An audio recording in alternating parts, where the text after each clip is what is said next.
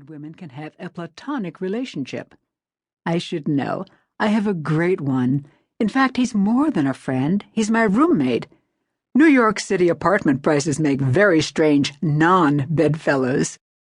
Phil's candor about his various triumphs and tribulations with the weaker sex will flesh out and corroborate many of the studies upon which this book is based.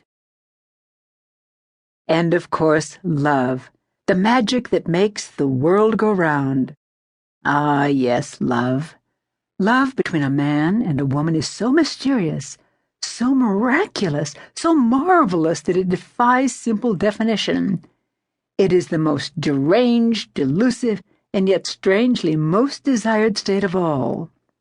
This is the one we say we have no control over. We don't speak of falling in friendship or falling into a network against our will, yet we talk of falling in love as if we tumbled into the boat against our will. Once we've fallen into the boat, most of us forget to inspect the hull to see if it's full of holes. We don't even look at the charts to see where the relationship is going to take us. It's a beautiful sunny day, so we just smile, hoist the sails, and let the winds take us out to sea. He called, he sent flowers, he told you he loves you. It's like a huge wave lifting you to the crest, and you feel like you're on top of the world. You laugh, you talk, you sing, you dance, you make love, and your universe is spinning. She said she's not ready for a relationship? She wants to be just friends? You suspect she's seeing someone else? The wave crashes. You're sucked under, and you think you're drowning. Now the early sunshine turns to a black sky, an ominous foreshadowing of a tempestuous storm.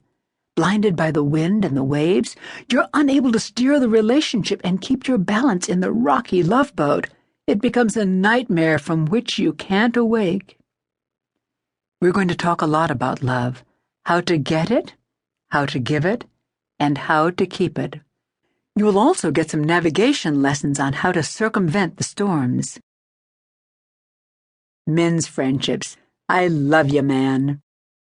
In the 19th century, men formed deep bonds with each other, confided the most intimate details of their lives, wrote letters of love to each other, and even slept in the same bed. But gay, no way. These friendships were not only accepted, they were respected by both men and women. Today, some men run like dogs with cans tied to their tails when the subject of deep feelings for each other comes up. In fact, some men even have trouble coughing up the words, my friend. Manny, an old college chum, is like that. Over the years, I've heard him talk about John, his closest friend. He'll say, John, yeah, he's my main man. Or maybe, my amigo, my compadre. If he does say the F word, friend, he toughens it up with a string of virile adjectives. When I started writing this book, I asked him, Manny, how many men friends do you have? Like it was a new word in his vocabulary, he scratched his head and responded, friends? You mean buddies? Honest to goodness, ignore their buck-naked wife friends? Well, yeah, Manny, I guess you could say that.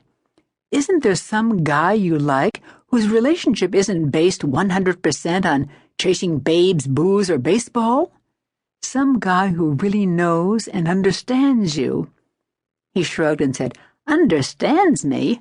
Most men don't need to be completely understood. I could sense from his smug smile he felt good about expressing that tidbit of ideology. But it quickly disappeared when I asked, okay, who can you share your feelings with? Manny rubbed his neck and said, oh, come on, Leil. You're not going to give me any of that old touchy-feely stuff, are you? I think I know what you're getting at, but I'm not one of those cream puffs who starts beating drums and dancing naked back in the woods to get in touch with my infantile self. Women wanting us to express our feelings, his nose scrunched at the word, presumes we have feelings. And sure, we've got one or two, but they remain submerged, and if we air them, it violates their validity.